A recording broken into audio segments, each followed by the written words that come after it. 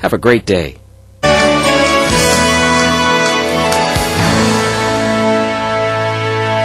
He's Canada's cannabis activist, and he's awaiting a decision from the federal government to find out if he'll be extradited to the United States. Marc Emery is facing a 5-year jail sentence in the U.S. in connection with his mail-order marijuana service. The extradition decision won't come down until May 10th, but while he waits, Emery is continuing his cause by getting ready to lead the 12th annual Global Marijuana March that happens in Toronto tomorrow. Marc Emery joins us from our studios in Vancouver this morning.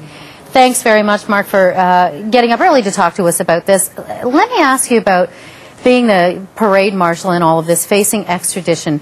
We know that you are in support of the legalization of marijuana and have been on this tireless cause.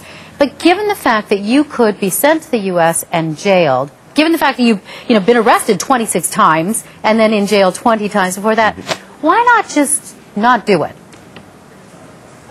Well, because history's got to be made, and I feel like I'm the unique Canadian that perhaps can push it just over that tipping point and make marijuana legal and stop all these people from going to jail. It's important to note that I didn't sell marijuana ever in my life. I've only sold seeds. Right. And seeds contain no drug quality, and when we make laws against seeds, something really essential to vital to life, then I think your government's a tyranny, and that's my contention, is that no government has the right to outlaw and put people in jail for a peaceful, honest lifestyle choice, and that's how we think of marijuana. And we should probably say, a lot of your clients, I guess, clients would be from the United States, right? On the mail order side.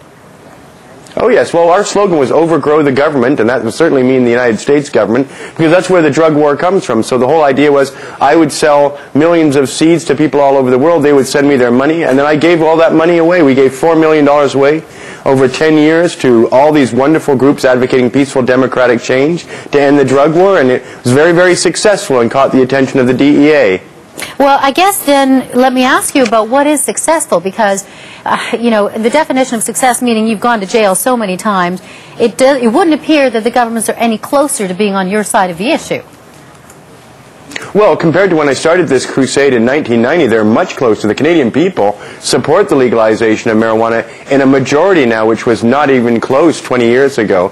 And the whole idea in the last 20 years was for me to help provide more marijuana than could possibly be eradicated by the governments of the world. So I'm probably responsible for millions and millions of pounds of marijuana every year to this day, even though I haven't sold seeds for 5 years. And I never went to the United States and did that. I did that all from my home here in Vancouver, and it's just that they're saying I'm conspiring with these Americans to grow marijuana. You're known, I guess, in some circles as the Prince of Pot, right?